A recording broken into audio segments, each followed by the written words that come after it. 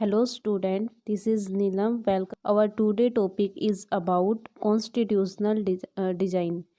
Dear student, ये chapter हमारा 9th class की पॉलिटिकल की बुक का सेकंड चैप्टर है और इसमें हम देखेंगे कि जो हमारा कॉन्स्टिट्यूशन है वो कैसे बना है, कौन सी एक कंट्री का केस स्टडी भी लेके चलेंगे कि कैसे उस कंट्री ने स्ट्रगल करके अपना कॉन्स्टिट्यूशन बनाया था और पूरा कैसे क्या इंक्लूड होता है कॉन्स्टिट्यूशन में वो सब।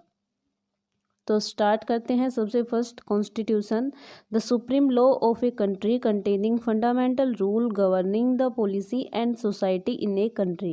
यानी कि जो कॉन्स्टिट्यूशन होता है वो सुप्रीम किसी भी कंट्री का सुप्रीम लॉ होता है, यानी कि सबसे हाईएस्ट अगर किसी कंट्री में हम कोई लॉ मानते हैं तो वो कॉन्स्टिट्यूशन होता है।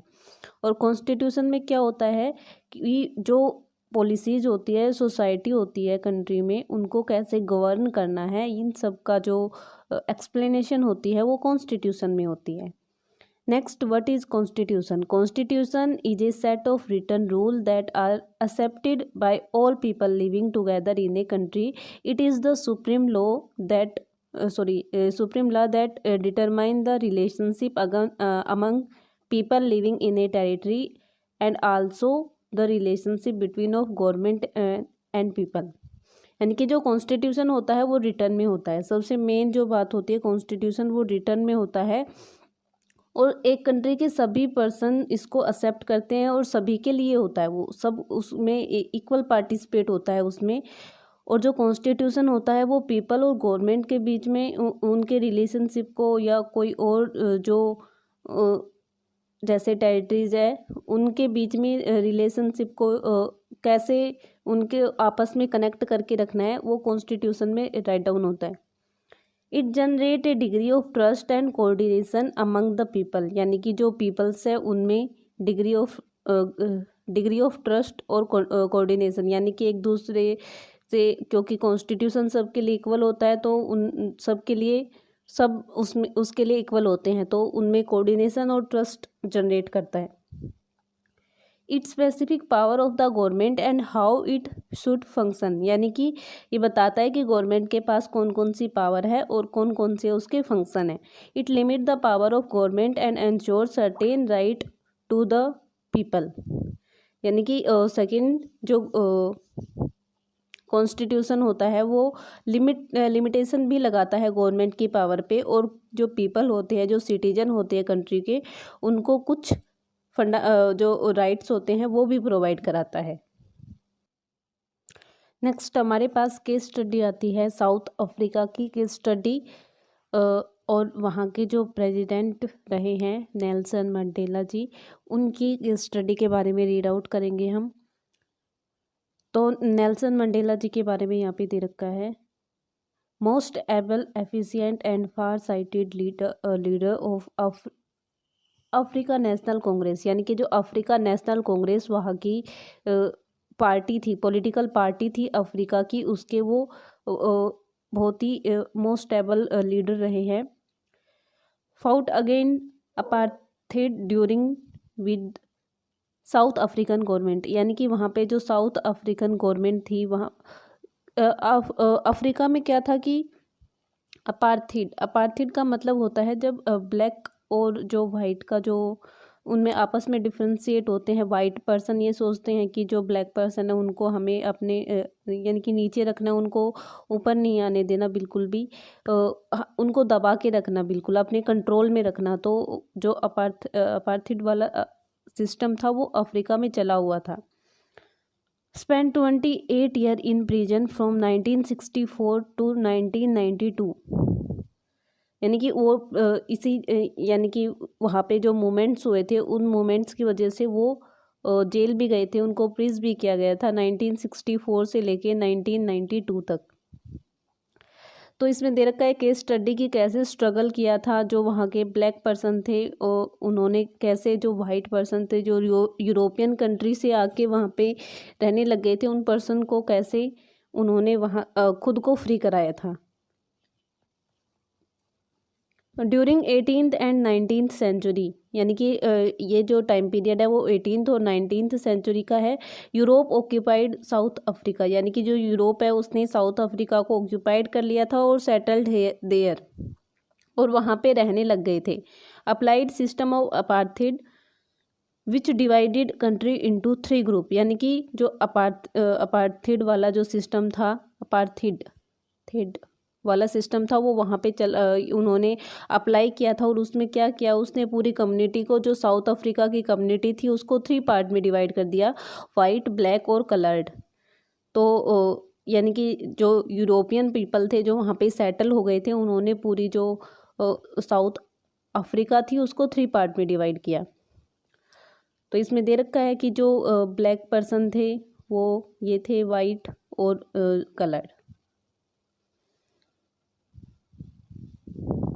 नेक्स्ट इसमें दे रखा है,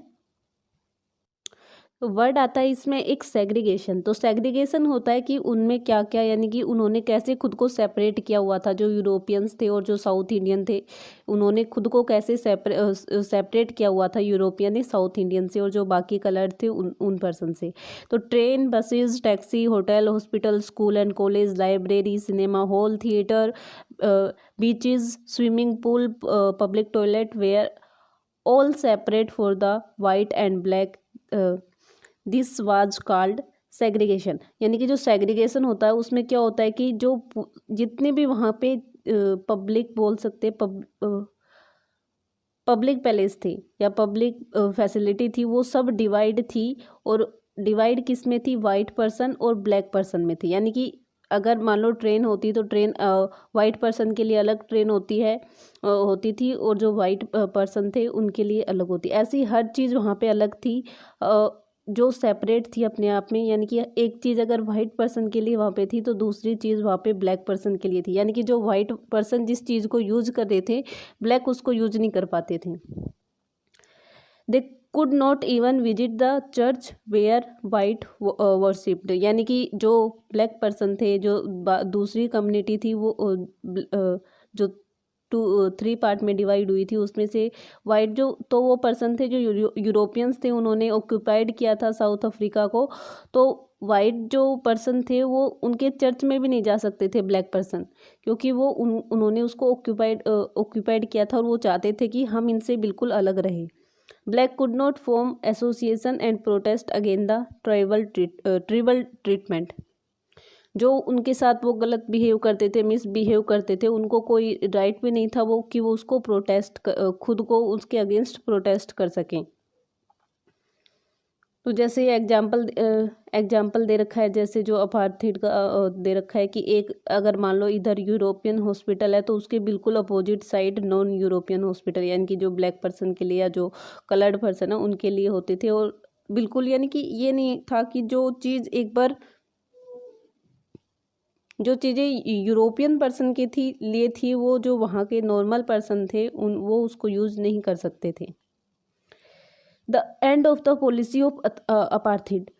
In 1910, the African National Congress was formed, which aimed at establish a non-racial democratic south Africa. यानी कि 1910 में जो अफ्रीकन नेशनल कांग्रेस है वो फॉर्म हुई थी, और उसका एम था कि उन्होंने एक नॉन रेशियल डेमोक्रेटिक एक ऐसी साउथ अफ्रीका बनानी थी जो नॉन रेशियल हो, यानी कि जहाँ पे बिल्कुल भी भेदभाव बोल सकते हैं, नॉन रेशियल, यानी कि अकॉर्डिंग टू कलर के बेस पे उनके साथ कोई भी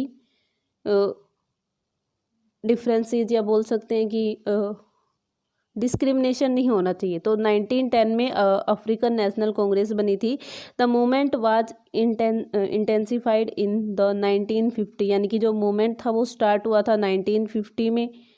इन 1960s the African National Congress was band and it leader gelled, यानी कि 1916 में क्या किया कि जो यूरोपियन गवर्नमेंट थी उसने क्या किया कि अफ्रीकन नेशनल कांग्रेस को बैन कर दिया, और उसके जितने भी लीडर थे उनको जेल में डाल दिया। The African National Congress organize it own army to fight against the racial regime, यानी कि जो अफ्रीकन नेशनल कांग्रेस थी उन्होंने अपनी अलग से आर्मी बनानी स्टार्ट कर दी ताकि वो फाइट कर सके जो रेशियल रिजिम थे, जो यूरोपियंस थे उनके against. The UN condemned the policy of South Africa, यानी कि जो यूएन था वो साउथ अफ्रीका के लिए पॉलिसी बनाता था।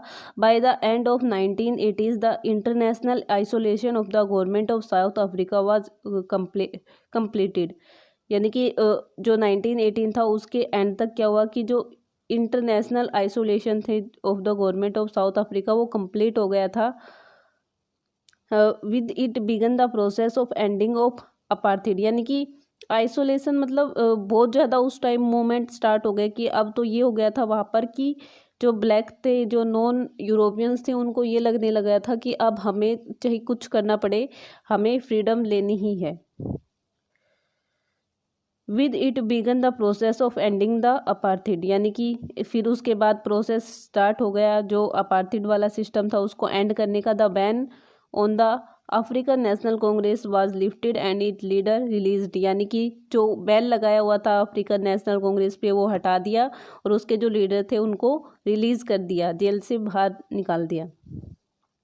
Negotiation between African National Congress and South African government started for framing a new constitution which would give all South African the right to vote, यानी कि उसके बाद नेगोशिएट हुआ जो अफ्रीकन नेशनल कांग्रेस थी और साउथ अफ्रीकन गवर्नमेंट थी, जो यूरोपियन गवर्नमेंट थी, उनके बीच में नेगोशिएशन हुआ और उन्होंने एक ऐसा कॉन्स्टिट्यूशन बनाने के लिए फ्रेम करने के बारे में सोचा, स्टार्ट किया।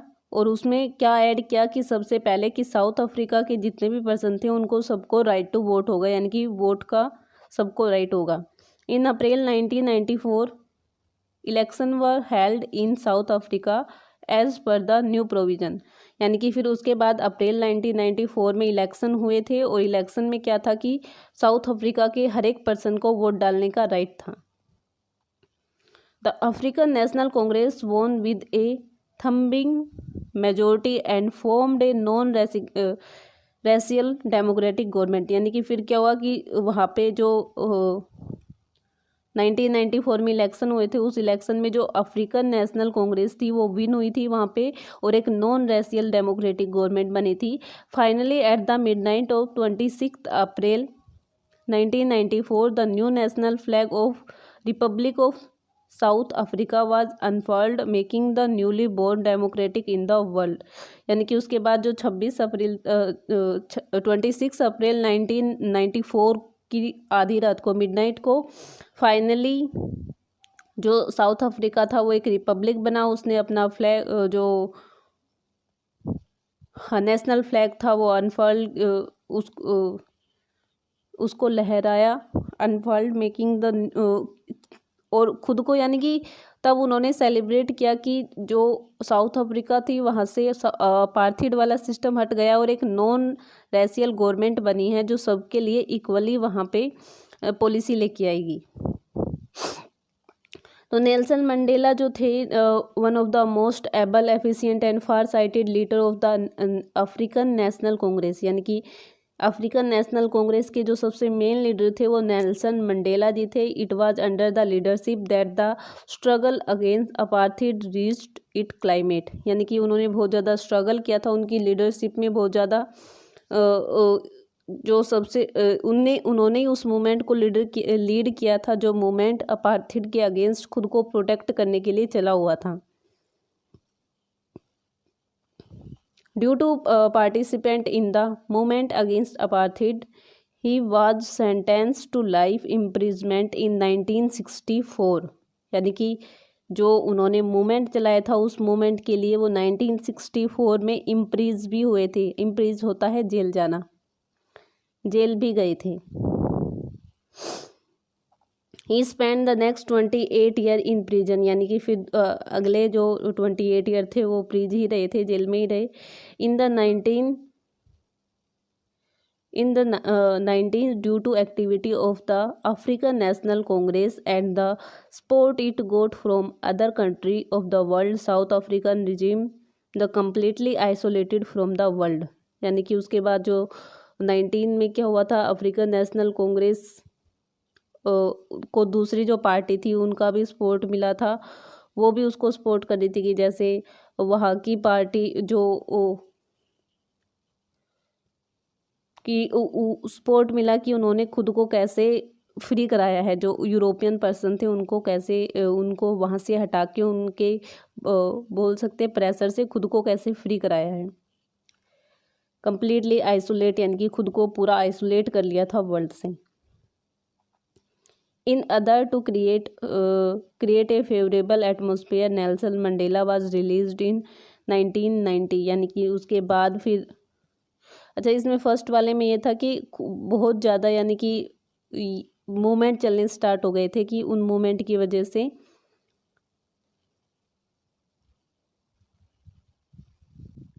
इसमें यही बता रखा है कि जो खुद को उन्होंने कैसे फ्री कराया था, मूवमेंट्स किए थे जो यूरोपियन गवर्नमेंट थी उसके against. In order to create a favourable atmosphere Nelson Mandela was released in 1990। फिर उसके बाद जो नेल्सन मंडेला थे वो रिलीज हुए थे।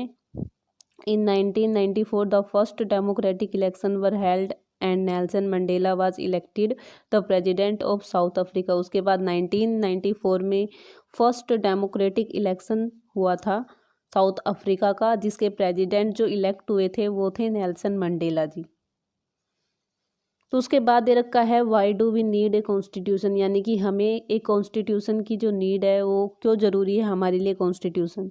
ए constitution of a country is a set of written rule, यानी कि इसमें यही दे रखा है कि जो कॉन्स्टिट्यूशन होता है वो एक रिटन सेट होता है रिटन रूल का, जिसमें पीपल के लिए वो कैसे यानी कि जो किसी भी कंट्री में के कॉन्स्टिट्यूशन में सबसे फर्स्ट तो यही होता है कि वहाँ के पीपल कैसे उस कंट्री में एक साथ रहेंगे। Constitution is the supreme law, supreme law होता है, उसके बाद लॉ होता है, उसके ऊपर कुछ नहीं होता है।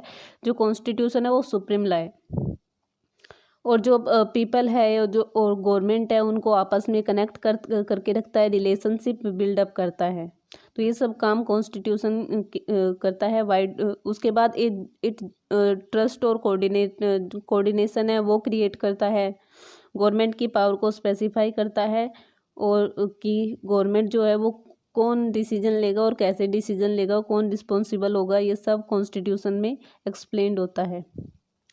उसके बाद जो गवर्नमेंट है उसकी पावर को लिमिट में यानी कि लिमिटेशन लगाता है, और जो सिटीजन्स हैं उनको एक्स्ट्रा जो बेसिक राइट्स होते हैं वो प्रोवाइड कराता है, और एक गुड सोसाइटी क्रिएट करने में भी हेल्प करता है कंट्री की। तो ये है